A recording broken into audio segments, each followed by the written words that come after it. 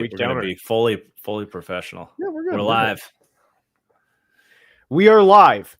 NFL Week 3 preview is here. Myself, along with that franchise guy. You might know him, Marcus Walt Whitman, Packers fan, host of That Franchise Guy, TFG. We're live for the NFL Week 3 preview. Marcus, how are you doing on this fine Friday afternoon? I appreciate the kind intro. No relation to Walt, although I am related for the history buffs to the Marcus Whitman, key figure of the Oregon Trail. Just a little fun fact, but man, what a week 2 of football. I'm sorry. I'm not going to lead every intro in, mentioning that you're a Vikings fan, but this feels like a particular week to, send my condolences. That was a very epic rant at the end of last show from you. And, we can always go back and edit that out if you want, Garrett. That's fine with me. No, I would say no. Look, I've said this before. If you feel anything as a fan, don't apologize for the feeling. And whatever that feeling is, good, bad, indifferent, it was in some ways good for me to get humbled last week this early in the year. But I mean, look, buddy, I've cheered on a lot of bad teams in my day, bad quarterbacks. I'm trust me, I can positive spin my way out of anything. This is an easy one to positive spin out of. Carson Wentz will be the guy for a couple weeks. So we'll actually get into the Vikings in a little bit. But we'll get there. We'll get there, but it could be worse. That's the bottom line. It could be worse. And, there were mistakes made last week that I think we can certainly grow from. If you say so. We're good. Well, I took the first game last week, so I think you should grab the first game this week. Okay, let's start with Falcons Panthers. And this is going to be a big game for Atlanta. They are obviously coming off of a game where they dominated the Minnesota Vikings. I mean, it was ugly for a lot of that game for the Vikings offense. Shout out Raheem Morris for the defense. They came ready to play. Bijan Robinson also played phenomenal. And by the way, it is now confirmed. Bijan, Marcus, we have the graphic, by the way. But it is confirmed. Yes. It is confirmed Bijan. There was a little bit of dialogue over the summer that it was Bijan, but it is now confirmed Bijan. And the Falcons are look, their 2025 draft class, by the way, Marcus, the graphic on the screen is the Bengals, just saying. What the heck? So the Falcons 2025 draft class last week, they came to play. They came to play. Billy Bowman, Xavier Watts, especially Xavier Watts, I thought was a tremendous draft steal. Jalen Walker had a really clean sack on backup tackle, Justin School, and James Pierce is looking really good. I know there were a lot of Falcons fans last week and that wanted me to basically say, hey, you were so wrong about the Falcons trade for James Pierce. And I go back to what I said about the trade up to James Pierce. I didn't like the process, but if he's your guy, go get him. I didn't like the process of trading everything they traded up, but it looks really good 2 games in, so credit where it's due. And this is going to be a big game for the draft class. It's going to be a big game for Michael Penix to get going against the Carolina secondary. One big thing to pay attention to is Bijan Robinson against the Panthers run defense, because the Panthers in week 1 against the Jags, they allowed over 200 yards rushing on the ground. And last week they stepped up and they allowed less than 90 yards rushing. So it's going to be, a bit of a contrast. Obviously these teams, you know your division best. So that'll be very interesting to see. John Parker Romo is kicking this week for the Falcons. Tremendous game against Minnesota last week. So hopefully he's the long-term answer for them there. For Carolina, the question marks that I have is Bryce Young. Which Bryce Young are we going to get? Because for most of the game last week, he was good. Obviously, it started out very bad. I think there is a question to be had, or at least a point to be acknowledged that, the Cardinals were up 27-3 at one point. And then, when you're up 27-3, game plans go a little different from there. And how much of that was Bryce Young cooking in not great time, if you will, and how much can we see from him for the whole game? Also, the Panthers offensive line, especially with the injuries that they've had. And I don't know if you've seen this. I don't know how versed you are in the Panthers, just hemisphere of everything that's going on. I know you went to a lot of Panthers games. Pretty versed. Have you seen what they've started calling Xavier Legette? Oh, no, I have not seen this. So Xavier Legette's full name is Anthony Xavier Legette. And they have basically said that the Panthers fan base, a lot of the Panthers fan base has said that we are referring to him as Anthony Legette until he earns Xavier back. So they've basically they're calling him Anthony Legette. And I have a lot of questions about Xavier Legette at this point. 4 receptions, 8 yards on the season. I hope that things go better, but that's definitely going to be something to pay attention to, especially with AJ Terrell out. And I like Tetairoa McMillan, obviously against a Falcons secondary without AJ Terrell. We'll see how they go with that, and then with the Panthers secondary. But ultimately, I think the Falcons have a higher floor. I want the Panthers to do well, but I am going to go with Atlanta to win this game. Is Robert Hunt officially out? I think so. Yeah, I know because I know Corbett was the bicep tear, right? Yes. Or okay, good. Well, not good, but like I heard they were both hurt. And I heard the 2 injuries, and I was like, oh, I really hope it's not Hunt that has the bicep tear because they really need him. Yeah, they do have some center depth, so I think they can stomach that. They have Christensen and Cade Mays. I think I'm not too worried about the center spot there, but yeah, if Robert Hunt is out, I'm definitely worried about a continuation of this Falcons pass rush. I think you have to take Atlanta in this game, but Carolina's been better at stopping the run this week, or this year. So if they can keep that up and keep the continuation, I still want to stay optimistic. I think it'll be a close game in Carolina for their home opener, I believe. Yeah, they've been on the road first 2 games. So I'm going to be the optimist here. I'm going to take the underdog. I'm going to take Carolina to win this game like 23-20. Believe one more week. I'm not betting on it or anything like that, but call me the Panthers homer. I'll take Carolina. Okay. And the Falcons hater. Everyone thinks I hate the Falcons, but this is more about just Carolina hoping to avoid a 0-3 start. All right, that's fine. I mean, I think Atlanta's a really solid team, and we'll see where it goes. But where are we headed from the Queen City? All right, we are going to go just a little bit north to Washington, D.C. with the Raiders at Washington Commanders. I thought it was interesting, just a 3.5-point spread in this game. Washington, you would think maybe would be a little more heavily favored against the Raiders, but they've been a little more shaky this year. So some pretty interesting matchups, especially at right tackle for Josh Connerly, who has had about as difficult of a welcome to the NFL lineup as you could possibly imagine. Week 1, he had to go against the Giants, and that entire bevy of pass rushers. He did take a someone in the chat just said Jaden Daniels is out. He is out. Yes, he is. Okay, yep, so correct. I didn't get that news before I prepped this. Wow. Okay, so that spread probably has changed since this graphic was made.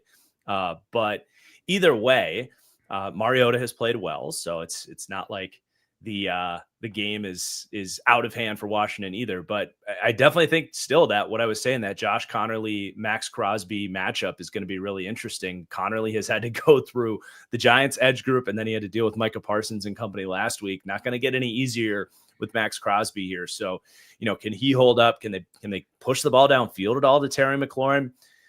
That's something this offense has really struggled to do. But man, that's pretty crazy that Jaden's out. I was expecting him to just kind of get a cortisone shot and play this thing.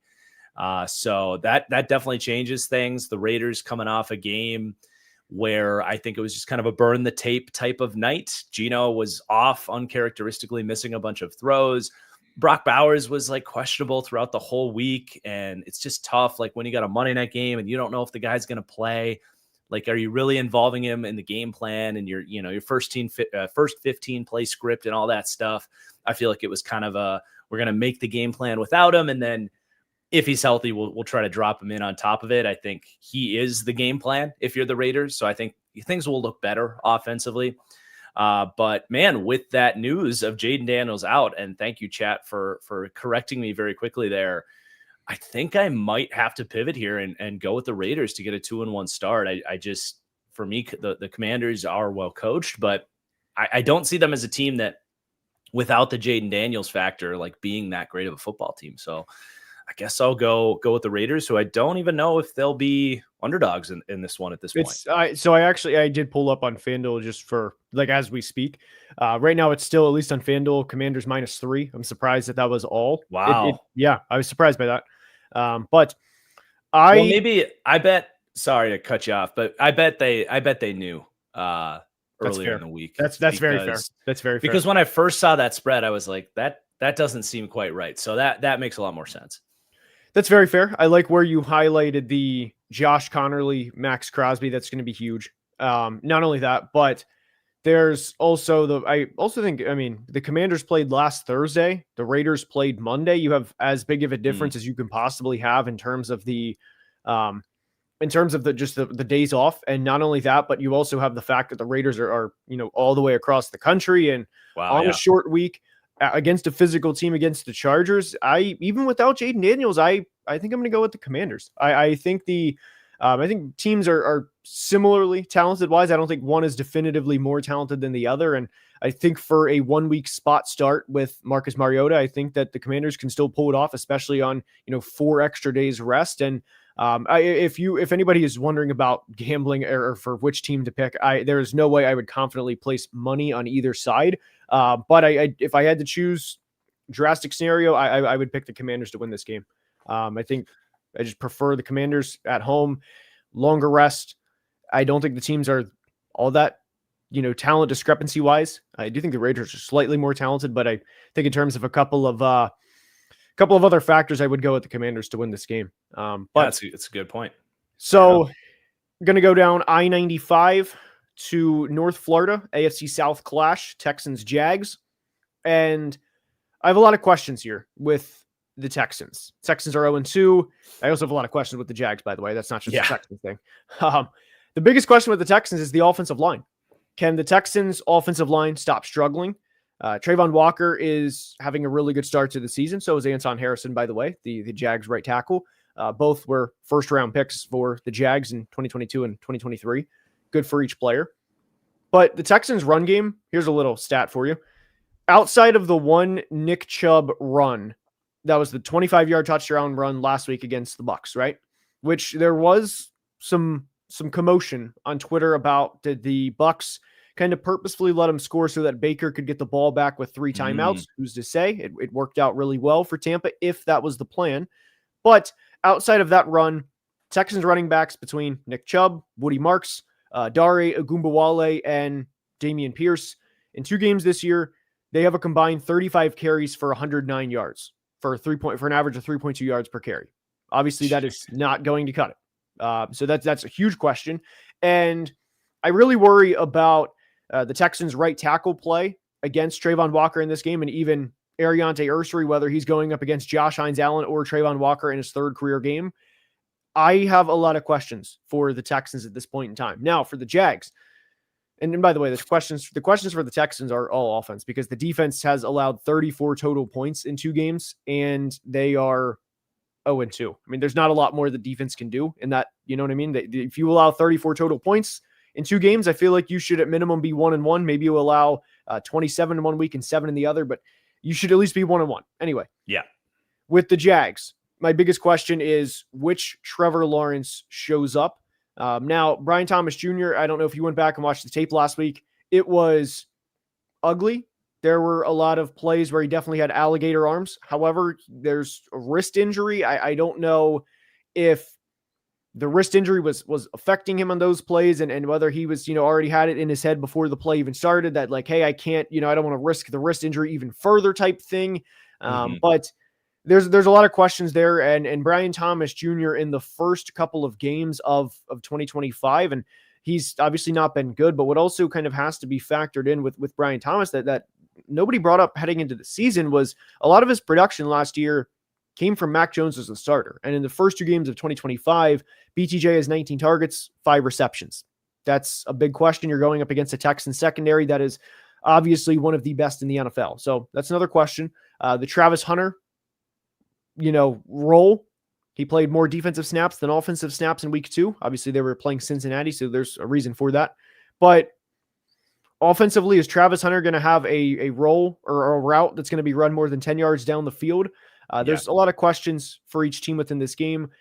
A lot of the time, when push comes to shove, I'm going to go with a team whose trenches I trust more. And specifically in this game, there's inconsistencies at both quarterback positions. CJ Stroud has also not been great. Now I know he did a lot of heavy lifting last year for the Texans, but I don't think he's played all that great so far in 2025. And obviously his offensive line hasn't been good for him either. So there's a lot of factors going within that. Obviously, we mentioned the run game, but I'm going to go with Jacksonville to win this game. I think it's going to be really close. And Jacksonville has, they can start out 2-1, and they got to keep pace with Indiana Jones. So I'm going to go with Jacksonville to win this game. I'm gonna go hard in the opposite direction as you. I really like the Texans as an underdog this week. I think Trevor Lawrence, his pocket presence continues to just madden me. And going against these edge rushers, this has not been a good passing game, and the Jags have faced the Panthers and Bengals defenses. I think this could be a nightmare for the Jags offense in this game. And the other thing too with the Texans, I do believe in the value, the gambling value of a team avoiding an 0-3 start. There's a huge difference between 1-2 and 0-3 as far as the direction your season's going, and that's why I was kind of leaning towards Miami last night a little bit too. For those that follow the Patreon picks, I was like, don't count on this being a Bills blowout. It played out that way. Maybe I'm looking too far into that, but I also think the Texans have run into possibly the two best stunt running teams in the NFL. And that's really where they struggle, is the communication and the, passing off blitzes and stunts. Obviously they have talent deficiencies too, but I think they're going to be able to do enough offensively in this game and put Trevor Lawrence in hell. So I really like the Texans this week. Very fair. Very fair. And we'll also talk about this when the Titans game rolls around, but the Titans have also, they faced very good defensive lines to start the year. So that's definitely something pertaining to the Cam Ward outlook as well that I think should be positive, but we'll have that conversation when we get there. Absolutely. All right, let's get Green Bay, Cleveland out of the way here. It's probably not going to be too much of a game here. I don't think, not trying to sound like a Packers homer here, but I don't see how the Browns can score in this game as long as Green Bay is anything close to how they've played defensively. Cleveland's offense has been nothing short of hard to watch. If there's any saving grace, it's Joe Flacco's kind of playing point guard, getting the ball out quick, but Green Bay's been doing such a good job at rallying and tackling and making sure that if that's what you want to do, you're only getting 3-4 yards and eventually you're going to run out of juice. But yeah, I just don't see Cleveland scoring in this game. I do think Cleveland's defense can make things hard on the Packers. I think Cleveland's defense is quietly top 5 in the league. They just have been on the field all game, really. So I think Myles Garrett and Micah Parsons in this game, that's probably the narrative coming out, honestly, is hey, this might be a battle of the two best defensive players in the league. How much of an impact can a defensive player getting paid like a quarterback, make on the team? I don't think Green Bay comes out and just wins this game by 30 points. I think they're going to have some drives killed by that Cleveland defense. But I think as the game goes on, LaFleur will find answers, and the Packers will end up winning this one. So, 7.5 point spread's probably about right. Where I think Green Bay is either going to win by 7-10 in this one, in a 24-14 type of game. Interesting. You brought up the 0-3 with the Texans and not the Browns. Some would say that that's being a biased Packers fan. Some would say I'm not. I'm just saying the Browns were 0-3 when they named Joe Flacco their starter. Look, they're not going to be hungry dog parlay. Take the Browns. The dog pound's going to be there. I can't convince myself to take the Browns in this game, man. All I'm asking is that if Micah Parsons gets loose, Joe Flacco's 40 years old. He's a dad of multiple kids. Take it easy on him. He's a 40-year-old man back there. He's not who he was when Micah Parsons was a 9-year-old kid. Just take it easy on Joe Flacco. What I will say, this is one thing real quick. The Browns rushing defense, they have sold everything to stop. They did a tremendous job of bottling up Derrick Henry last week. And then the Bengals obviously had 7 yards in the second half back in week 1. The Browns have allowed 91 total rushing yards in 2 games. So that's definitely to be noted. And then of course, if they can get, Myles Garrett, who I don't think it should be, well, maybe you might disagree, maybe. But I think the best pass rusher in the NFL, if they get him in clear DPR situations, designated pass rushing situations, that it could get interesting, but there's going to have to be a lot of explosive plays for the Browns to stay in the game. I'm with you. I just think Green Bay has too much firepower for the Browns to be able to hold up. Yeah. I think this is like a 27-17 type game. Yeah. It could be interesting if Green Bay's offense does kind of let the floodgates open, because Cleveland sometimes, especially when they're selling out to stop the run, they can have some coverage busts and stuff on the back end. If this does turn into like a 35-7 type of game, do we see them maybe go to one of these young quarterbacks in this game late? That could be, a building narrative here. I just don't know how much longer we can do the Joe Flacco thing here in Cleveland. Right. No, it's very valid. That's very valid. The only thing is with Cleveland is they play at Detroit next week, then they play Minnesota in Europe, and then go to at Pittsburgh, and then after that's Miami at home. So you could have worse. You could have worse. Right. I mean, you could, but it's just like the Detroit on the road, and then rookie quarterback in Europe already in different situations. And then at Pittsburgh, it's kind of tough. I mean, it really is. So I feel like if you're going to go with either of the rookie quarterbacks, I feel like it's at the end of the game this week, if assuming Cleveland is down and, they don't have many points on the board against what is a very, very good defense, or you wait probably 3 or 4 weeks before you start it. But anyway, that's an interesting thought process. But next up is Jets Bucks, and the Bucks have unfortunately been struck with not just one but several injuries, and it's been pretty ugly for the Bucks so far. Kalijah Kancey done for the year. Cody Mock also done for the year. This is also in the midst of Tristan Wirfs not coming back quite yet. So this is, I mean, they've dealt with a lot of injuries up front.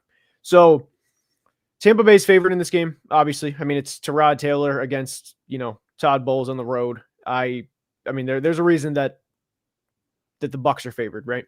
But what I would say about this and what I'm looking to in this game is Quinnen Williams against the interior offensive line. And right now that interior offensive line is going to be Mike Jordan at guard, Ben Bredesen, and Elijah Klein at guard. That's not good. And that's not good for Bucky. That's not good for Rashad White. And that, of course, is not good for Baker Mayfield. So double, triple team Quinnen Williams, whatever you have to do. I worry about the Bucks long-term, especially with the health issues up front. But for this game specifically, the things that I have to note for the Jets is how do you respond after what happened last week? Because that was one of the ugliest games that I've seen from the Jets in a while. And I think Jets fans would agree with that. They had 154 yards of offense. 54 of the 154 came on the final drive when they were down 30-3. That was when Tyrod was already in the game, or he came in the game, and Justin Fields had left with a concussion. So it was kind of like, garbage time yards by every definition. Justin Fields finished last week. It was like 3 of 11 for 27 yards. Whenever I released the Jets team preview this summer, I titled the video, "These are not the same old New York Jets." Now, having said that, I did not think, hey, Aaron Glenn's coming in year 1, 9 wins. They're going to stun some teams like they did back in 2009 and 2010, right? What I meant by that was from a mentality standpoint, from a, like if we get knocked down, similar to Dan Campbell, like we're going to stand back up. Like times are going to be tough, but, we're going to battle back. How do you battle back after clearly getting knocked down last week? And not just a little knockdown either where, you kind of saw it coming. I mean, you got absolutely like rocked in the chin or in the cheek, whatever. You are on the ground. How do you stand back up after that game, after a game or now with a game that's going to favor your front seven? It's going to favor your defense, which is clearly your strong suit here with a defensive minded coach, and with the Bucks banged up because Chris Godwin's obviously out. Emeka Egbuka is not 100%. Jalen McMillan's still on IR. So with the weak interior offensive line, with a Bucks receiving core that's not 100%, how did the Jets respond? By the way, I still think the Bucks are going to win. Tyrod Taylor on the road at this point in his career I don't trust that, just being honest. I still think the Bucks are going to win, but that's my biggest question for the Jets is how do you respond after getting knocked down? Yeah, I think that's really well said. I think it's a good opportunity for Aaron Glenn and the Jets to show us something. I mean, it's way too early to hit any sort of panic button on that, but like I agreed with you. Like, I think the culture side of things with the Jets, but at the same time, I was like, did I really walk out of like Aaron Glenn in Detroit? Like this guy's like a defensive mastermind. Like, no, not really. He just ran a bunch of press man coverage and blitzed and kind of was a a part of that Detroit culture. It's going to be a completely different thing coming in, implementing your system again, being the head coach, trying to establish that culture in. I mean, I learned this the hard way as an Aaron Rodgers fan, like seeing just how hard they have it with the Jets. This could be a disaster. So it's like, I'm not saying if they lose this game, Aaron Glenn's on the hot seat. At some point, they're going to have to show us something, but this is an opportunity with a bunch of dudes out. Shout out Echo in the chat pointing out that Luke Gedeke is also on IR. Yes. So the Bucs are down. Ready to say that. Yep. Just a bunch of dudes like Aaron Glenn, like show us the thing, like show us the D line, like show us the defense. You've got Sauce Gardner on Mike Evans. That should be a lock. Take away him. Can you come up with a game plan to win up front, isolate Mike Evans and Godwin, and take Emeka Egbuka away? It shouldn't be that hard to win this game with those injuries. So like no Godwin. I hate to. Godwin. Yeah, I figured Godwin was out. It's too easy to too early to say this is a shit or get off the pot type of season. Pardon my French, but not season game. But I would love to see something from Aaron Glenn because I'm not really buying into what's going on right now. And then just the last point here, and we can move on, is if Baker does go on this miracle run with a bunch of backup O-lines, I'm all in on all of the Baker love, whether it's, ranking him higher in your QB tiers list or making him the MVP even. He's really impressing. So I got to go with the Bucs too. But yeah, the Jets definitely have an opportunity to win this one. They should have a huge advantage with that D-line. Wait, I do want to say one thing real quick since we're on the Jets. This will get everybody, I promise it'll get you hyped up. You're going to get excited. So, by the way, if you are enjoying, please like the video. Please subscribe if you're not already. Anyway, with that being said, next week, Jets, Dolphins, Monday night, first part of the doubleheader. Yeah, we have Jets, Dolphins, prime time, 7:15 Eastern next Monday. If that doesn't get someone's going to get their first win, I think. If that doesn't get the juices flowing. Yeah. So if that doesn't get the juices flowing, I don't know what does. This is what underdog fantasy is for, right? Right. Prize picks in my case. Prize picks in my case. But anyway. All right. So my next game here is going to be Pittsburgh at New England. This is interesting. Couple of teams, maybe seeing themselves, maybe it's like wild card contender type teams, but a big week 3 matchup here. Biggest storyline for me, at least on, with New England, here's the home team coming off the win. Can Drake May legit get this thing to keep building? I thought last week was if not the best game of his career, at least the cleanest, most consistent game of his career, just start to finish, looked in control. Would love to see a continuation of that and just go from, take that jump from fun, hyped up prospect to okay, we're here. This is the dude now. It's not going to happen this week, but you got to keep stacking up performances and making that happen if you're going to go that way. So I would love to see that route for Drake May. New England's roster they're just moving pieces around. They're trying to figure it out for sure.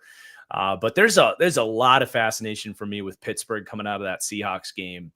A lot of injuries on defense. Joey Porter Jr., Alex Highsmith Jr., and Deshaun Elliott all did not participate in practice today. So they're down a lot of dudes on that side of the ball. Derek Harmon, however, was a limited participant. We might get to see his debut. I would love to see that. And TJ Watt has just 3 pressures this season. I've been hard on TJ Watt. I thought it was pretty crazy that they extended him at that price point. But the Seahawks did come out and just chipped the crap out of him every single game, every single snap. And I just was watching that game from Pittsburgh. Is there no other way to out scheme this from your D line? We talk so much about the defensive coaching in Pittsburgh is, can we run an inside loop to throw off the numbers or if they're going to drop TJ Watt into coverage a little bit more and run stunts in the other way. It feels like there's other schematic wrinkles that they should be able to figure out if they know that TJ Watt is guaranteed to get that chip help. Or sometimes you see teams come out and, flip the D line or TJ Watt just lines up at left outside linebacker every single snap. Can we maybe do the Micah Parsons stuff with him. Like, I don't see any reason TJ Watt couldn't beat a center, lining up as a inside linebacker type deal. Like, I would love to see Pittsburgh do something for your $41 million pass rush that's just getting schemed out of the game right now, especially with Alex Highsmith out. So just kind of calling out for that a little bit. And then the Steelers also, like, I don't know if you caught how bad Chuck Clark was playing deep safety for them. He looked like a defensive tackle trying to move. Like, he looked so bad. He was already a slow coverage defender. Pittsburgh loves these veteran defensive backs. This one was not a hit going to get him late in the offseason. Is this an opportunity for them to put Jabril Peppers into that spot in a revenge game against New England? Can we see him make an impact on this defense? I mean, Jabril Peppers can play, man. I don't really understand why New England let him go. That could be a huge upgrade for Pittsburgh, but they still have him buried on the depth chart. Would be curious if they want to make that change, or if they don't, if New England can take advantage of the space in the intermediate part of this defense that was just wide open for Seattle last week. So just a lot of stuff that I think Pittsburgh has an opportunity to improve, but will they do it? We give this coaching staff so much credit.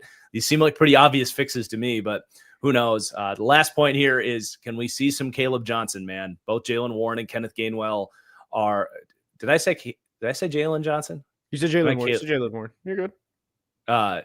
Caleb Johnson. I'm struggling to, like, get his name straight for some reason. I always mix either the Caleb part up or the Johnson part up. But no, can we see some Caleb Johnson in this game? I do think Jaylen Warren looks good, but mostly through the air. Kenneth Gainwell does not look good, but together they are averaging 3.35 yards per attempt. It's not going to cut it. That was never the plan for the Steelers. The idea was to run the ball and play action you to death. Get Caleb Johnson going. At least he's one carry this year. Like, don't you want to see at least like what he can do? I just, there's a lot of frustration with some of the stuff the Steelers coaches are doing right now, in my opinion. I'm with you 100%. And especially the TJ part where, you talk about just planning him where he is at left end or just the left side of the line of scrimmage. And what frustrates me is they're basically playing him like how the Seahawks used to play Richard Sherman, just right there. Just, hey, we're not going to move you at all. Just you know what's coming. We know what's coming. Just, there's no, setting him up for success. So I'm with you on that. It is very frustrating. And TJ's also looking a step slower now. His birthday's like sometime coming up, so he might be 31. He's real close. I think he's 31. Yeah. Or he's either 31 or just turned 31, or anyway. That contract is already not looking great 2 games into the season, especially shutout in his NFL debut by Armand Membu, who I do think will be a future, star tackle, or at least a couple-time Pro Bowler. But anyway, he just hasn't looked good. And if there's going to be a game for him to get going, or it needs to be this one. You need to show what you have against the Patriots offensive line, because the Patriots offensive line, by the way, shout out Garrett Bradbury. He's played well through the first couple of games. But Morgan Moses at this stage in his career, if he effectively is on an island against TJ and kind of shuts him out, then I think there's questions to be had. And I go back to the Caleb Johnson effect. I liked Caleb Johnson a lot as a draft prospect. That I had him in my top 40. They took him at 80, 81 or 83, somewhere right in that low 80s area. So I thought it was a draft steal by Pittsburgh. But I go back in terms of this. Why was Caleb Johnson a 4'5'7" guy returning kicks who weighs 225 pounds? I did not like that decision, and unfortunately, it cost him in a big way last week. But there's a lot of things that I don't think Pittsburgh is doing operationally to maximize their players for success. And I also think this is going to be a big test for Drake May. If the thing is, though, is I do think the Steelers roster is more talented, although it is 100% worth noting Alex Highsmith is out. But in this game, I'm going to hope that the Steelers, or I'm going to bank on the Steelers run game finally get going at least a little bit. I just refuse to believe that it's going to be this abysmal all season. And the Steelers, if they play it right, they can definitely get Drake May into a couple of young quarterback mistakes. And I'm going to take the Steelers on the road to improve the 2-1. And by the way, you didn't choose who you think is winning this game. At least I didn't think. I was thinking maybe I could just like fly under the radar and not pick. Gotcha. Okay. Gotcha. No, I do think Pittsburgh's going to win. And my editor is actually going to this game, so it's his first NFL game. So I'm happy for him, and he'll be in attendance cheering on the Steelers. Yeah, I lean Pittsburgh. It's like go show me Drake May, go get the thing done, and then we can start giving the Patriots a little more respect here. But let's see them stack back-to-back performances first. I'll take the Steelers. I think even with everything I said, probably some overreactions coming out of the loss last week in a weird, it should have been a touchdown in the back corner of the end zone of Freiermuth, and you have the huge swing on the kick return. Like, they still played Seattle really tough, so I will go with Pittsburgh as well here. All right, this is last week. It's up. The time's up. It's Bengals Vikings. I was extremely excited last week. I was at a dangerous point as a fan. We were coming off an NFL debut. Tremendous fourth quarter. Last week was a tough one to sit through, man. And let me go analyst, and then I'll go to the actual fan part. We have backup quarterbacks Jake Brown and Carson Wentz. The Bengals offensive line against the Vikings pass rush is going to, that has to be noted just because of how good Jonathan Allen and Javon Hargrave have looked as pass rushers. Jonathan Grenard is, he's awesome as well. Andrew Van Ginkel is questionable for this game. There's several players for the Vikings that are questionable, including Andrew Van Ginkel, Christian Darrisaw, and Harrison Smith, who has yet to make his 2025 season debut. But Jamar, if the Vikings secondary does not, just double team him pretty much every play or just, shade to his side of the field, he will cause problems. He's obviously one of the top two receivers in the NFL. And, we get a Jamar Chase, Justin Jefferson game. I obviously very much worry about Jamar Chase, but hopefully with the Vikings defensive line and the Bengals offensive line looking the way that it has, that hopefully Jake Browning doesn't have that much time to throw because of how good the defensive line is going to be in this game. Within this, Blake Cashman is on IR. That's obviously a tremendous loss, but if you can have Jonathan Grenard, Allen, Hargrave, Gink, and then Dallas Turner all get after the quarterback, that can obviously make up for the lack of presence that Blake Cashman provides. Ivan Pace has not played great to start the year, to kind of put it mildly, and the secondary I think is fine. I think they're fine, all things considered, especially with what Flores is throwing at opposing offenses every week.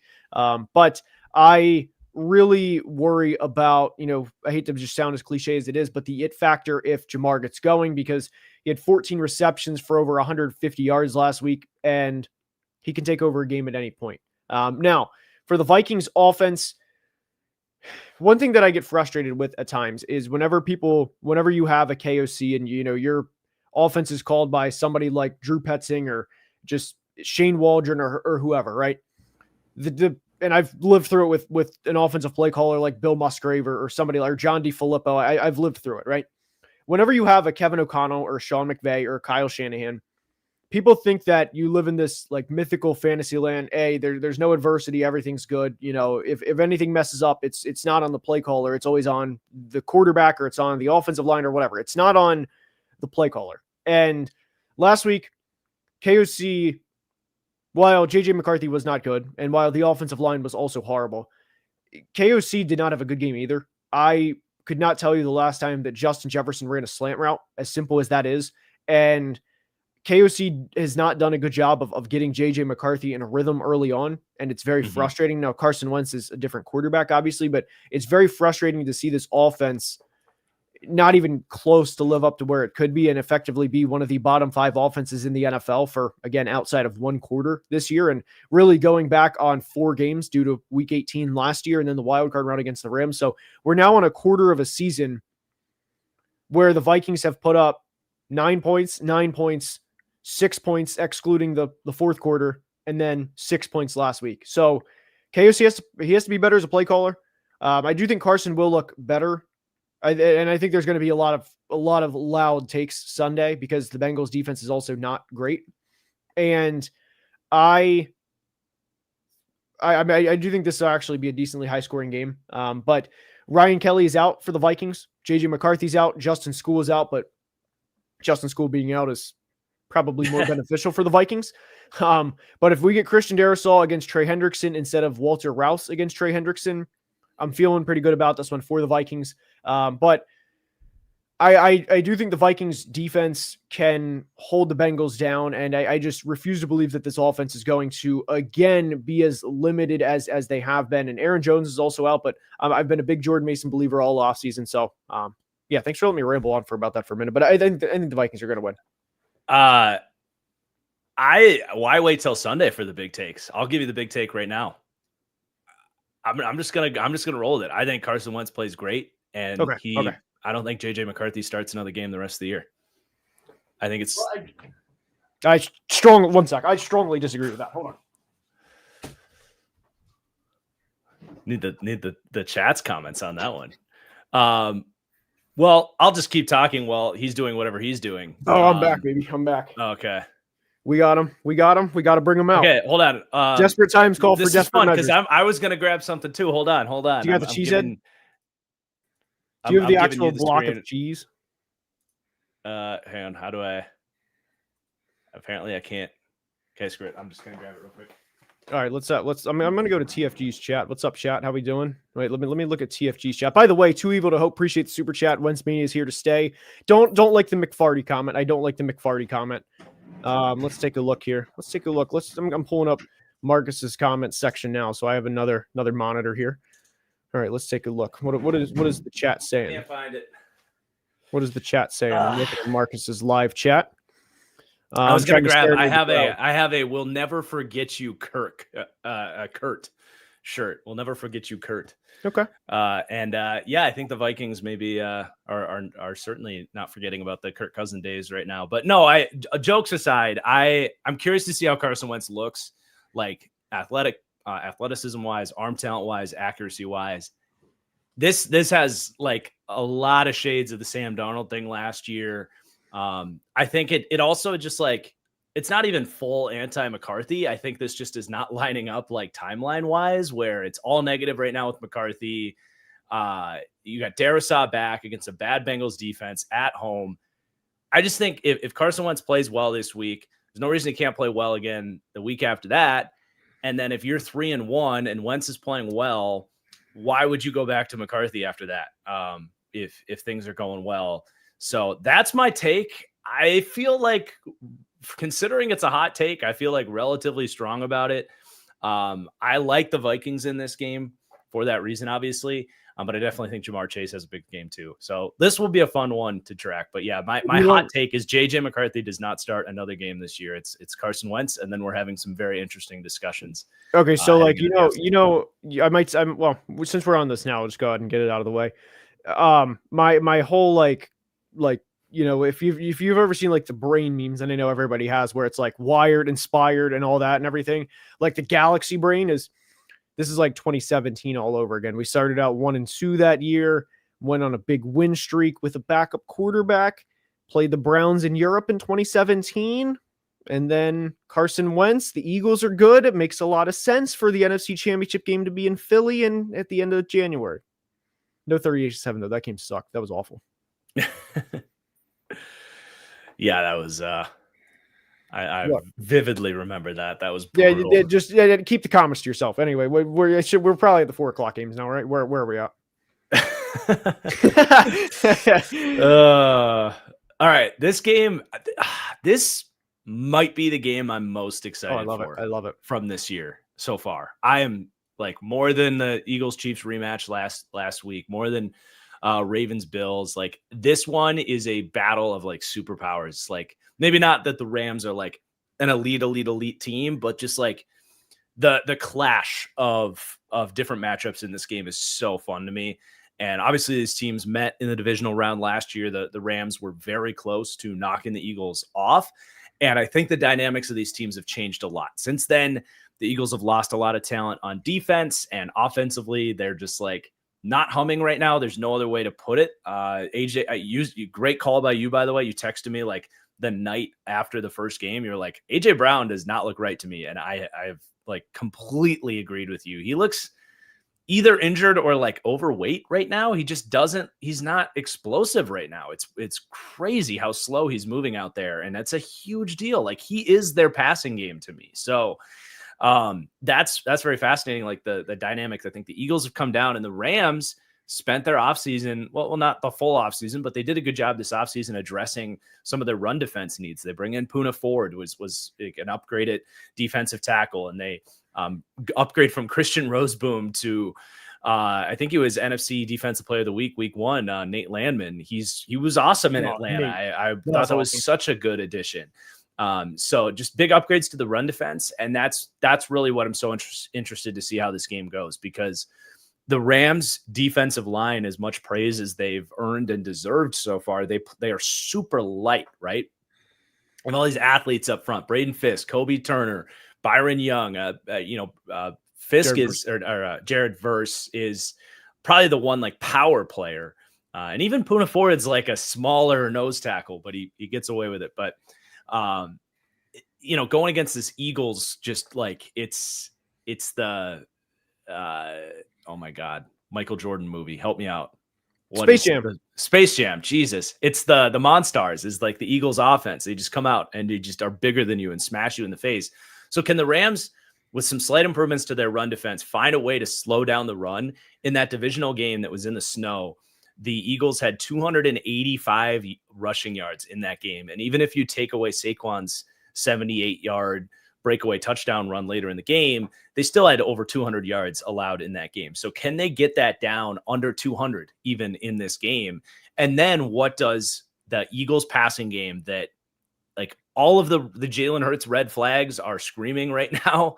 I'm trying hard not to collapse into them and have hot takes about Jalen Hurts, but like, Jesus, man, like it just, they haven't been able to throw the ball. They just haven't. And the Rams defensive line, this matchup is so fun to me from the run defense side of things that we talked about, but also the idea of like, there's a metaphor in there somewhere, but basically like, if you can't go through them, go around them with the scheme. Like they're not going to power through this line, but they're going to try to confuse you and win, kind of schematically and mentally with the twists and stunts and the blitzes and stuff that, the athletes on this D-line are so good, but also obviously Chris Shula is such a great defensive coordinator in that sense. So like, I'm really interested to see if they can force the Eagles out of this game script that they've seemingly been living in for like a full calendar year at this point. And make them uncomfortable. And then also like, dude, the other side of the ball, Matthew Stafford in the chess match with McVay going against Vic Fangio. Like, I love everything going on there. The Devontae Adams edition has been really fun to me. Just like he is the exact kind of chess piece that they maybe needed to solve some different problems. Like they've had Puka, and I've always thought he was a little more redundant with Cooper Kupp in terms of like where they win. But you see, like last week, they're able to get the go ball, like deep fade touchdown to Devontae Adams. He can be their back shoulder guy. Like he's going to be their backside dig guy. Like he's providing some schematic answers that they've just been it's been so easy for them to just flip a switch and lean into some fun stuff with Devontae. So like that battle back and forth between Vic and Stafford and McVay and these receivers and this secondary, it's just going to be, I'm so excited for this game. I'm going to go on a hunch. I'm taking a lot of underdogs this week. I'm going to take the Rams to win this game. I really have been impressed by the Rams. I think they could have a statement win here, and Philly, I think they'll be better later in the season, but right now I don't know what the hell is going on with their passing game, so that worries me. I'm going to agree with you. I do think the Rams win. I'm 100% with you on Philly's passing game. Credit to you, by the way, for not commenting on Jalen Hurts' average ADOT through the first couple of weeks. I know that's like putting like a bone in front of a dog. Just I know that exactly. Exactly. I know you were thinking it. But so credit to you for not commenting on it. Now, one thing everybody knows my thoughts on Jalen Hurts at this point. So it's like, either the people that have listened to me understand where I'm coming from, or I'm only hurting myself. Right. Because like, if they win the Super Bowl again, you know what's going to happen. Oh yeah. And they could still win the Super Bowl with him throwing the ball 4 yards at a time. By the way, Josh Allen's ADOT last night was bad. Just for the Eagles fans that want to comment on that, I'll go ahead and make the comment. But it's okay. But it's different though, because he's like making reads and like evenly distributing the ball and like keeping drives alive with his arm. Like it's very, very different. I would agree. I would also say that the Eagles offense has not been. Eagles Eric does a tremendous job on Twitter. I don't know if you follow him. I definitely recommend. He does a really good job of breaking down plays, and there's a concept that the Eagles run quite a bit where they've been kind of just read option. Anyway, a passing concept. Sorry. A passing concept, not RPO read option either with a slant route to AJ. But anyway, there's a concept that they run a lot where it's basically like a couple of in routes combined with a corner route, and they've been doing a good job where their opposing DBs have been doing a good job where they basically hold AJ, not like it's not illegal because it's fair within 5 yards, and kind of forced Jalen to go through the progressions, and then it's not to say that he can't go through progressions. It's more of a complicated discussion, but the point is the play call has been called so much for the first couple of weeks that defenses know it's coming. So there hasn't been really anywhere for Jalen Hurts to go, and not just one, but several passing plays. But within this game, I think this is going to be a classic game for the Birds where, and I mean this in the best way possible, by the way, I think they're going to get beat, but I think this is going to be a game where you look back on kind of like the Bucs game last year. And even within that Bucs game, they had Lane Johnson, Smitty, and AJ all out on the road, where you look back at kind of like, hey, we weren't good prior to that game offensively. And I'm really eager to see how the Rams run defense plays in this game, obviously, because there's going to be a lot of questions asked or questions that need to be answered based on how the Rams played against them, not once, but twice last year, as Saquon definitely took their lunch money last year twice.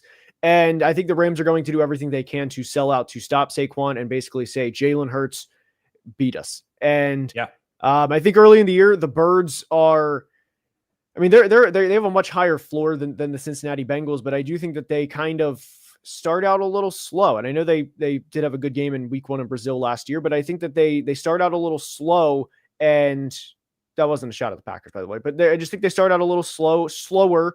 And then by the time weeks 8, week 10, week 15 gets here, it's a well-oiled machine. And I think this is going to be a classic case of that. And by the way, I did want to ask your opinion on this. That touchdown to Devontae Adams last week, was that was that the single most prettiest pass you've seen to Devontae Adams in his career? Because I'd probably say it is. No bias. I'm just wondering. Yeah, I mean, my immediate reaction, my Jalen Hurts hater came out. I said underthrow, by the way, on the throw, but it was intentional. Like, they're throwing it short because they're either going to get DPI or the DB doesn't find the ball, but they're also throwing it short because Jalen Hurts can't just lead him up the field and step into the throw and throw a touchdown. So it's just like, one of those deals. For what Jalen Hurts was trying to do on the throw, it was a very good touch pass. Oh, wait, we're talking about two different plays. So we're talking about two different plays. I was talking about, sorry. I transitioned to the Rams offense too. The Stafford to Devontae Adams. I asked if you said Devontae Smith, I think. I'm sorry, I meant Devontae Adams. Was that the prettiest ball you've seen to Devontae Adams in his career? Because I think it's fair to be in the conversation. All right, Colts, Titans. No, not even close. But Colts Titans is up next year. This was one. I hate doing this, but the Titans have been a really hard team to find talking points about for a long time. Things are getting more interesting with Cam Ward here. Like, obviously I want to see, if he can continue to get better and all that stuff. He's looked like a rookie quarterback, but he's kept his head above water. I've really enjoyed watching this Colts offense, and I just don't know that the Titans defense is in a position right now to take away all of this stuff that the Colts are really humming with right now. I think they showed some fight last week. I think getting T'Vondre Sweat back in this game for Tennessee is going to help them at least try to slow down the run for the Colts, which has been working. Jonathan Taylor looks awesome. Ultimately, I think the Colts are a much better team here. I think I'm gonna take them to win this game. A couple fascinating points, though. This matchup, I would have to double check, but I want to say, and maybe the chat can help me out here. I think there's been an overtime game between these two teams 3 straight years. It feels like it always comes down to, going into overtime with these two teams. So is that going to happen this matchup? Is it going to happen later in the year as the Titans start to figure things out? But also, Xavier Howard has been playing cornerback for the Indianapolis Colts, and it has been a hilarious act to watch. He cannot play, anymore. And the Broncos went straight at him. And it was, I always thought Xavier Howard was pretty overrated in his time with Miami. Anytime a guy gets big interception numbers, it's just going to happen. And, he was Trayvon Diggs before Trayvon Diggs existed. But now that he's like into his 30s and has lost a step, it's really hard to see him out there. But they do have Charvarius Ward back from the concussion this week. So what I'm interested to see for the Colts, and this applies to the Titans too, but is it going to be Mekhi Blackmon starting full time? Your guy from the Vikes, sneaky little pickup. I was surprised the Vikes just kind of abandoned him. He's played well, much better than Xavier Howard. But right now they're still listing Howard as the starter. So who's out there? Do they kind of make that adjustment? But if Howard is out there, do the Titans take advantage of that? Because I think that's a matchup they can win, especially with Calvin Ridley that's been quiet. I thought Ridley played really well last year, and they haven't really been able to lean into that. So can we get like can we get a little setup play from Callahan where you force the Colts into single high and then get Ridley on Xavier Howard on the outside, and then can Cam Ward hit the deep ball there and get a big chunk play? That would be an opportunity for Tennessee to swing this game. But inversely, if Mekhi Blackmon's playing, how does he look? Because I think he's got starting cornerback potential as well. I'm with you on especially on Mekhi Blackmon, and I'm also with you on the Cam Ward looking like a rookie. Though I do want to acknowledge specifically for Cam Ward starting against the Broncos and Rams, there's been a lot of skewed statistics for the Titans offensive line. I mean, starting out against those two teams, and I mean, we were both in agreement about the Dan Moore signing, and obviously they had to move on from Nicholas Petit-Frere because that was Titans fans know how that went. But probably the worst player I've watched on an NFL field in a long time. There was an old Vikings tackle, TJ Clemmings. I don't know if you remember him, but he's anyway. They're both in that category. But what I would say about this is, the Colts pass rush is not bad, but it's certainly not Rams. It's not. I don't think it's Broncos either, right? So I think this is a game where I think the Titans are going to, legitimately compete. Now I do worry about their defense, and I've said this multiple times. It drives me up the wall with how often Tennessee just commits stupid penalties, and that's one thing where I just can't imagine that this is going to go on for a third year of Brian Callahan when inevitably they finish with another bad record, and what's going to happen, especially with how undisciplined they are at times. So I do think Indy will win this game, and generally with a coach that has a team that is undisciplined as Tennessee is at times, I'm going to choose the other team, especially with how hot Indy is as an offense. But I'm with you on, the Mekhi Blackmon aspect, and especially Xavier Howard at this point in his career. How long of a leash do they give him? But it was nice for Tennessee positively to see the rookie connection last week with Elikai Omanor, who I had in my top 40 of the 2025 big board. I tweeted in all caps that I whenever they drafted him, I can't wait to see the Cam Ward Elikai Omanor connection. We saw it last week. I hope we continue to see it. But I do think Tennessee's going to be waiting a little longer for their first win. And Tennessee kind of got hosed, by the way, with the schedule. They have 4 out of 6 road games to start the year, although this is obviously in Nashville, but they kind of got hosed with the schedule. But I think they're going to be waiting a little bit for their first win. So I'm going to go with Indy to win this game. It is a huge hot seat moment for Callahan, and not just Brian Callahan, but Bill Callahan. Bill was supposed to be like the offensive line coach. Where has that been? This offensive line has sucked since they got here. Where is that, development there? And yeah, Brian Callahan, it shouldn't be that much to ask for you to avoid an 0-3 start in your home. No, they had the Rams last week, but in a home game against Daniel Jones, it shouldn't be that much to ask for you to find a way to win this game. So, yeah. No, I'm with you. And then after this, you'd be looking at a 3-18 start to the Callahan era. Then you go to Houston, at Arizona, and at the Raiders. So it's not letting up. But let's go out to Seattle, the Emerald City. So what I have written down for this game, hold on. Kind of surprised Seattle's favored by 7.5.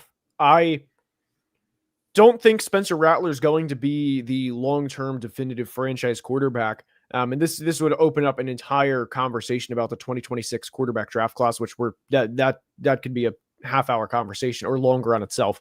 But I don't think Spencer Rattler is bad. I don't think he's, particularly great, but I don't think he's been bad through the first couple of games. Sorry about that. I don't think he's been particularly bad through the first couple of games, the way that people kind of just want to make the meme jokes or the layup jokes. And this will be interesting to see how he plays against the Mike McDonald defense on the road. But he started off the year against two NFC West teams, and I thought he's favored okay in those games. Alvin Kamara at this point, credit to him. I thought that there would be at some point a big drop off, but he's still playing really well at this point in his career. And I didn't think that was going to happen because he's now 30 years old. And obviously, the drop off usually happens between year 4 and 5 or 5 and 6 at the running back position. So for him to still be in year 9 and still playing the way that he has, truly credit to him. But with Seattle in this game, obviously the Saints pass rush is not great, and that's going to continue to be a thing all year. And my biggest thing with the Seahawks is I want to see Sam Darnold get going in this game, and kind of like we saw last week in Pittsburgh. And also within that, the Seahawks run game, I don't know if you've paid attention to the exact splits through the first couple of weeks, but it's been the exact opposite. So Charbonnet had a good game in week 1. He had a terrible game in week 2. And Kenneth Walker, bad game week 1, great game last week.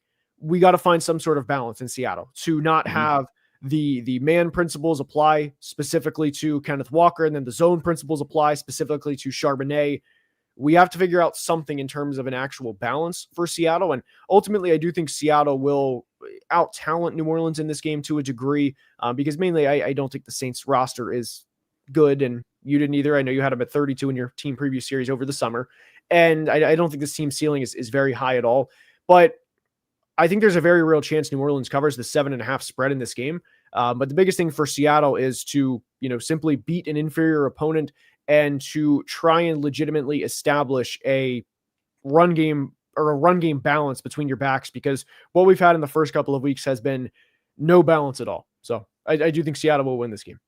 Yeah, as we know, the laws of football dictate that the Seattle Seahawks will never play in a normal football game. So for them to be 7.5 point favorites, you just know something's going to happen. This to me is the big test. I haven't quite jumped on the Spencer Rattler train yet. I do think, he's doing a good job. He's certainly playing better than I expected, and just beating out Tyler Shook to begin with is good, and he's shown some good development. But this is going to be a whole different ball game in Seattle against this defense that was confusing Aaron Rodgers last week. Like,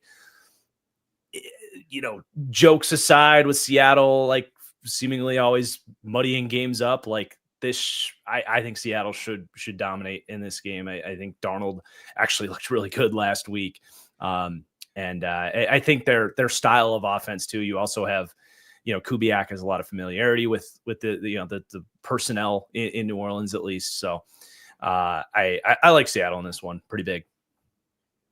Where are we headed next? All right. We got Dallas at Chicago. Oh, this is a game. The over under is 50. I think it maybe needs to be 60 in this game. Agree. Both on both sides. I think that Dak is playing excellent this year. He's got playmakers. He's going against a Bears defense now. I don't know if Kyler Gordon is going to be out there this week. I honestly didn't check. I don't know how much that individual player can make a difference. But no Jalen Johnson. Like, Tyreek Stevenson does not look good. Like, if I'm Dallas, like I'm going to throw the ball 60 times in this game. Like, and show me that you can stop the pass. Why even waste runs? And Javonte Williams looks good, but that's not how Dallas is going to beat you. So, come out, sling the rock, take all of your higher options for the Cowboys passing game, in my opinion. And then for Chicago, I think, DeAndre Swift is questionable. That could be a huge win for Chicago if he doesn't play this week. So, he cannot see the run game. But jokes aside, like, I think Caleb played better last week outside of kind of a YOLO throw and 2nd and 32 that, you can kind of pull that out of the rest of the tape from the week and just be like, all right, Caleb, like, I think he's generally done a pretty good job at not having those like YOLO play turnovers. He's had a lot of other issues, obviously, but that was something he did at USC. And I feel like there hasn't been too much of that.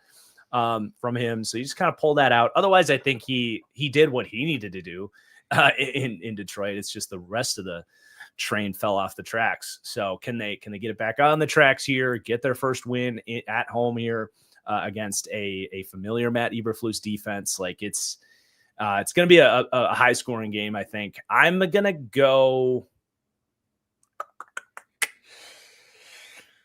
I think I'm going to go Dallas. I am as well. I think I'm going to go Dallas.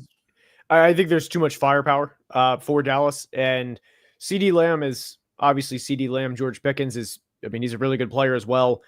I wouldn't be surprised to see Caleb and Dak combine for 700 passing yards in this game. Not saying that's going to happen, but I wouldn't be surprised. This should be a very fun game. I'm very much looking forward to it. And we saw the Cowboys with the game that they had last week, 40 points last week against the Giants. Russ threw for 450 yards against the Giants last week, or against the Cowboys last week. I'm really looking forward to this one. And I know you did mention the one Caleb play, but there's so many problems with the Bears roster, with the defense and with how it's been constructed since Ryan Poles took over. And, we're going to take the North over and everything and all those, memeable quotes, if you will, but this defense is not good.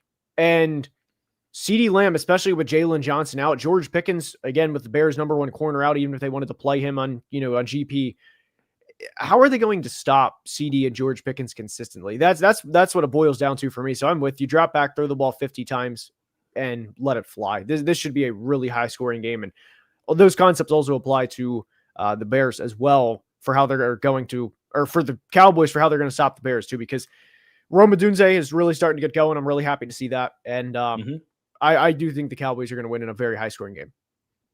Yeah, I hate to say I told you so, Bears fans, but Bears fans didn't like to see me literally laughing during the draft live stream, like celebrating as a Packers fan, like seeing their draft. I'm like, cool, you got a couple backups on offense. Who's playing defense for you? Like they just did not add to the depth. They suffer a couple injuries, and it's like it's already over for them. So, I don't know that there's a worse GM in the NFL than Ryan Poles right now. I really don't. Like at least based on what he's had, at least because of everything. He's drafted 34 players. Do you know off the top of your head how many Pro Bowlers he's drafted out of 34? I would zero. Probably say zero. Yeah, zero. Yeah. So, anyway, I think the Cowboys are going to win. I think they're a more talented team. But anyway, we are on to Broncos Chargers. So a couple things that I've written down here for Broncos Chargers is Bo Nix against a Jesse Minter defense, especially with the Chargers and how they've looked so far. Justin Herbert has really looked, he's looked good so far. And regarding this, good, you're a hater. What's up? You said he looks good. You're a hater. If all you're saying is he just looks good. I'm Justin. He's my guy. Herb is my guy. He's he's looked awesome. This is going to be a big Brandon Perna game. We'll see how this goes. But I wrote down, like I said, Bo Nix against Jesse Minter's defense, because Bo Nix has not looked good so far. He has a couple of interceptions already, and Bo Nix did not start out hot last year. I kind of give him the benefit of the doubt.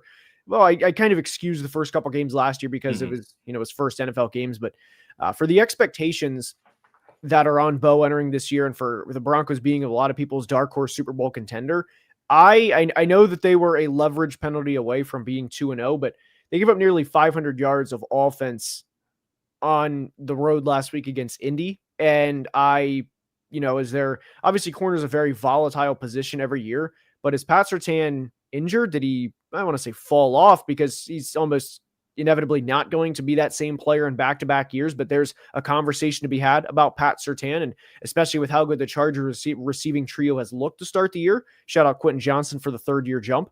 But I think there's a lot of questions for Denver within this game. Which unit shows up defensively for the Broncos? Which Bo Nix shows up, especially against a defense that can definitely cause him problems? I'm going to side with the Chargers in this game. I think they cover 2.5. I also have written down, if Daniel Jones played this good against the Broncos last week, what do we think Justin Herbert's going to do? And also within that, the Chargers, I know there's been a lot of Omarion Hampton jokes on Twitter recently about, how if you spend not a first round pick, but a high pick on him in fantasy, that, you're having zero return. But The Chargers' run game right now has not been good. Obviously, if you know anything about a Jim Harbaugh team, you know they're going to continue to pound the rock. So I don't really worry about the Chargers' ground game continuing to be this bad throughout the course of the season. I don't know when it's going to pick up, but I think it will at some point. And I also have written down Quentin Johnston breakout year 3. So I do think the Chargers are going to win this game, and I think they cover. I think it'll be something along the lines of 27-20. Yeah, I think the Chargers run game conversation is an interesting one to continue to track. Like, obviously, no Rashawn Slater's been a big loss for them.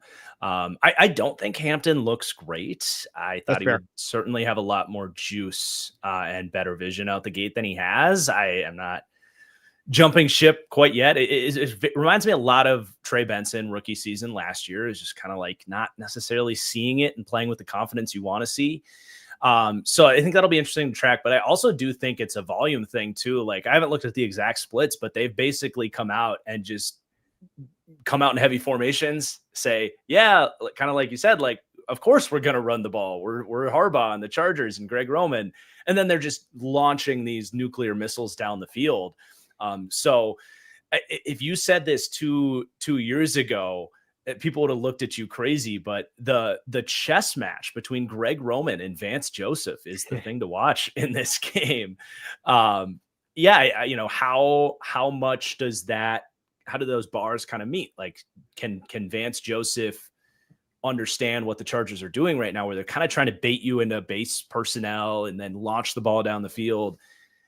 Do they, kind of counter that schematically, or do they fall for the trap? Like, that's going to be interesting to see, or maybe what does Vance Joseph have up his sleeve to get through these, 7-man protections off of play action? Like, they love to blitz, and the beauty of blitzing is you're not as susceptible to play action setting up better pass protection, because you're getting upfield. You're trying to stop the run on the way to the quarterback. So that's going to be a fascinating clash here. Again, tough game to pick. I do like Denver, but yeah, it's hard to go against Herbert with how well he's playing right now. So I'll take the Chargers, but I really don't feel good about that one, honestly. All right. What game do we have next? I have 2 more. I know you have one, and then we each have one more, and then we're splitting the primetime game. We got Kansas City at the New York Giants. Sunday Night Football.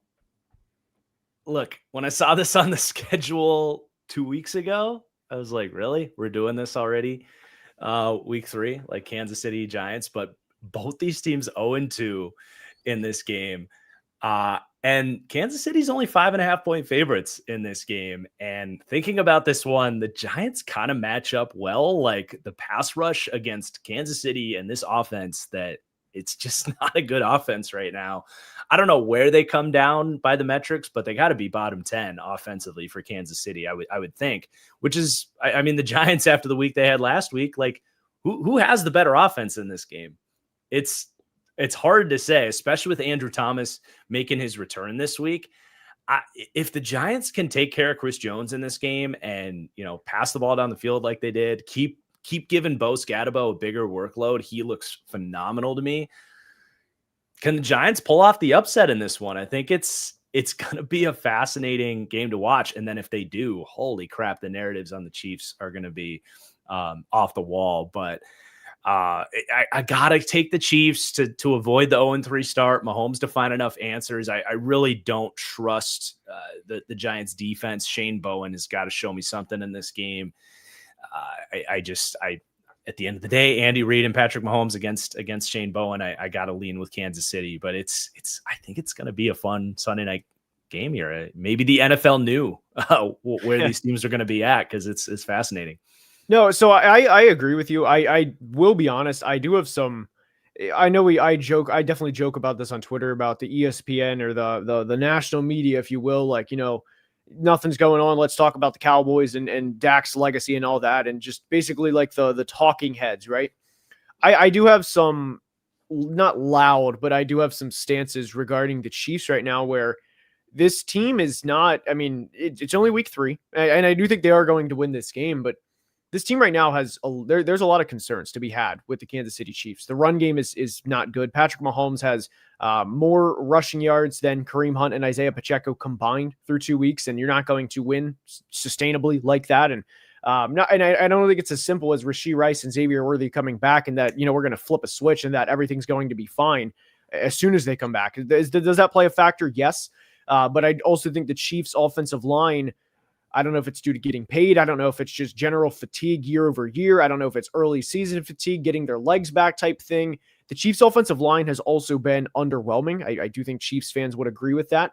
But the one take that may surprise you, I actually haven't said this like publicly yet, so I'm kind of saving this for the, for the stream, I guess. But I think Patrick Mahomes is playing the best football he's probably played in the past 5 years. Maybe excluding parts of the 22 MVP season, but what is being asked of him at the moment to just make, buddy, you're supposed to make a filet mignon type meal out of ground chuck and basically say, go make it happen. I think Patrick Mahomes is the level that he's playing at right now is, there's in 2023 and 2024, I thought Mahomes was down doing some parts to the supporting cast. I also thought there were some questionable decisions being made, and he was kind of like not coasting on his legacy. That's not what I'm trying to say, but obviously when you win 3 Super Bowls and you win multiple MVPs before the age of 30, you have a hell of a legacy to start, right? So you're going to be, propped up naturally. Yeah. But I do think that Mahomes is playing, if his career is like this, 2022 was here, 23 was here, 24 was the lowest. I think 25 is right up there with 2019 or 2022. Now the 5,050 touchdowns, that's going to be hard to beat, but he's right up there, man. Like Mahomes is playing arguably the best that we've seen in the past 5 or 6 years. And I will stand by that. But I think that he's kind of at a point where, as crazy as it is, his team is letting him down in some ways, but I do think the Chiefs are going to win. Yeah. My only pushback on that is it's just like, he still is deep ball. Like he'll connect on him, of course. But like, to me, like he's missing so many throws than he did earlier in his career that it's just like, at least there's one thing that I can point to and be like, yeah, sure. I mean, he doesn't really do that all that well. Like he misses a lot of deep throws, but I do. Ball, yes. Like I would agree with that. But I do think he's been taking what's underneath and what's in front of him more than he has in years past. And I think, and what he's doing with as a scrambler is you can't underrate that. So yeah, absolutely. So we have Cardinals, Niners, and Brock Purdy. As of the time that I was doing the research for this game, I'm going to get a quick check on Twitter. He was a game time decision. So I can't imagine that that's going to change, at least from now. Brock Purdy practiced for the 3rd day in a row. That to me can only be viewed as a positive for him in this game. I'm also a big Brock guy. I do think he's one of the more underappreciated players in the NFL. But within this game with the Cardinals and Niners, my biggest thing is the Cardinals' run game has been disappointing through the first few weeks relative to what I thought it was going to be.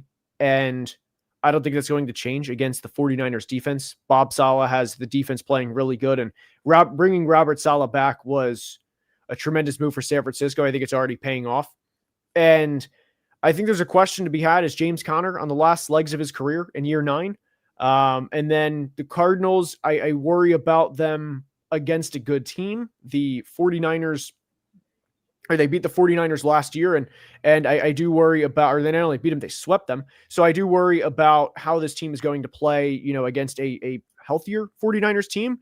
And the Cardinals have gotten themselves in situations over the first 2 games of the year where they shouldn't have been in those situations to begin with. And that was against the Saints and Panthers.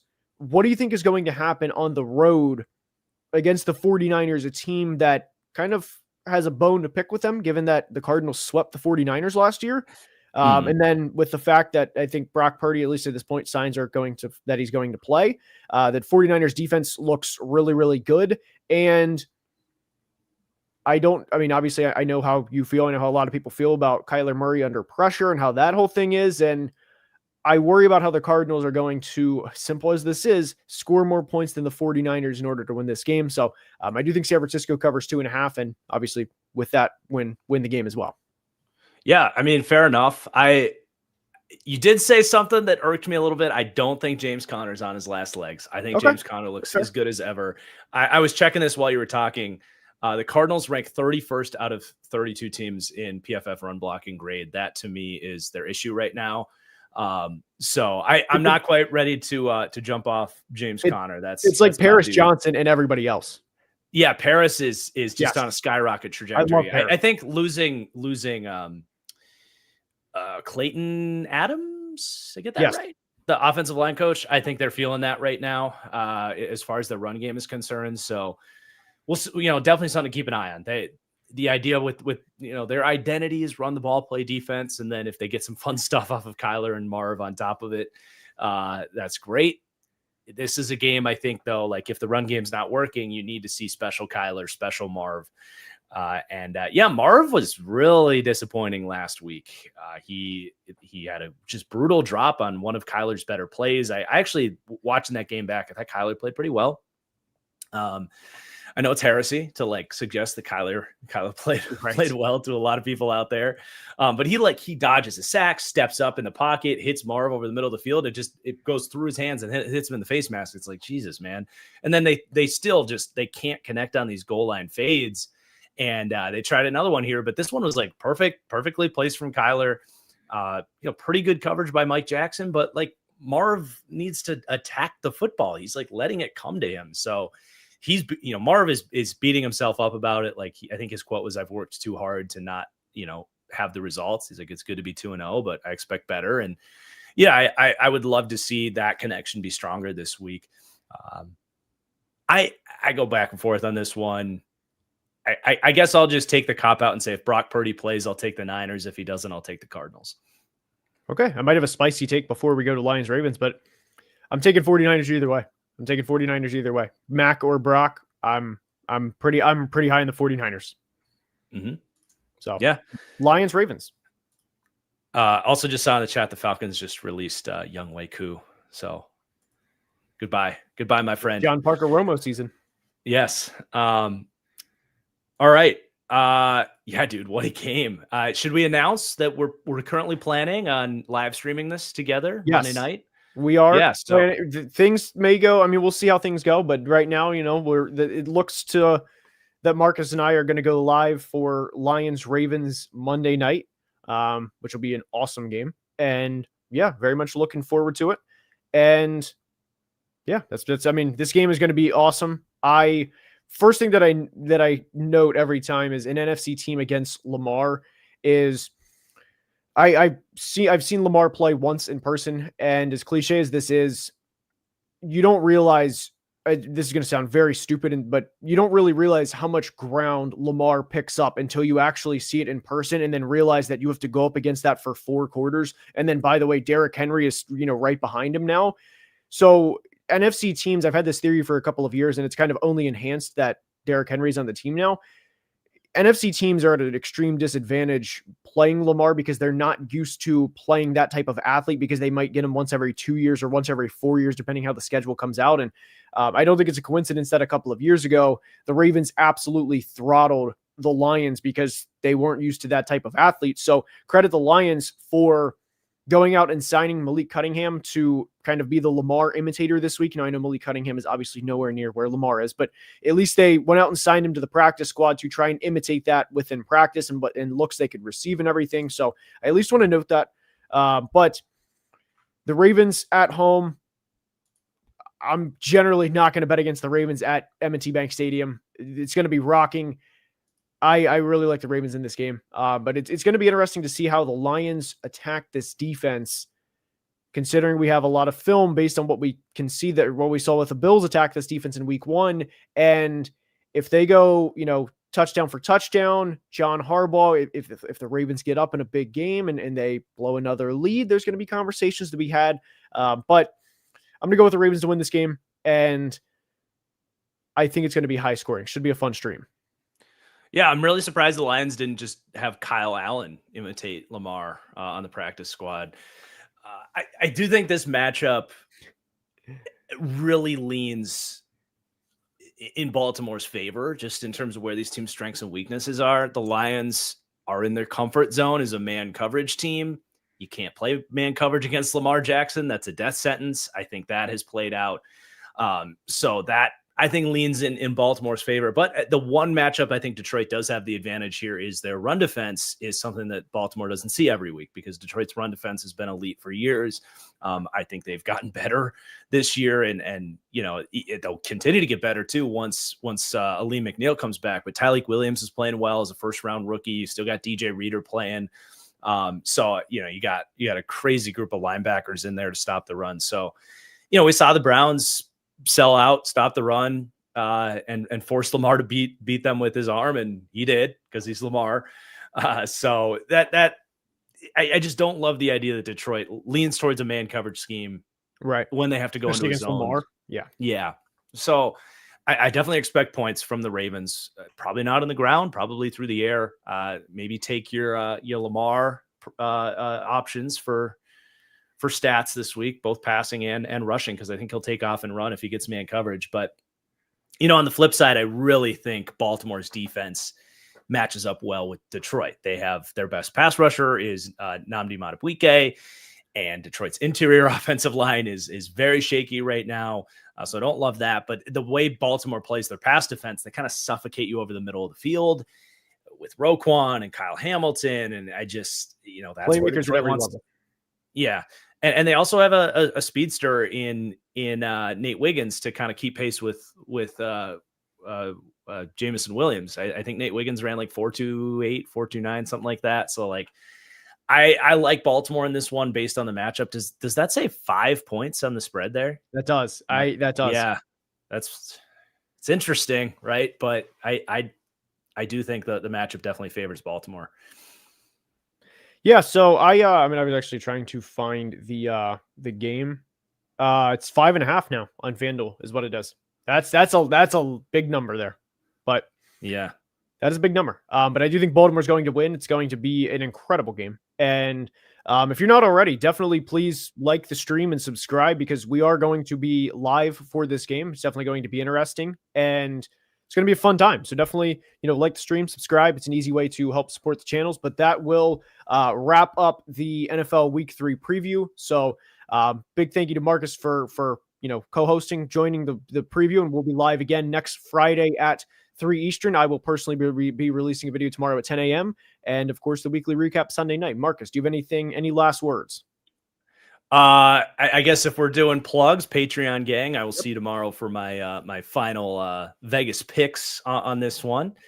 And then the next time I will see you will be, for that live stream. Go to Mexico later next week. So probably just one video next week. But thank you everybody for watching. Garrett, thanks for doing the intros and outros. It takes a lot of weight off my shoulder, and I hope you guys are enjoying the weekly previews. Likewise. So until next time, as always, please be safe and have a great day. Love you guys.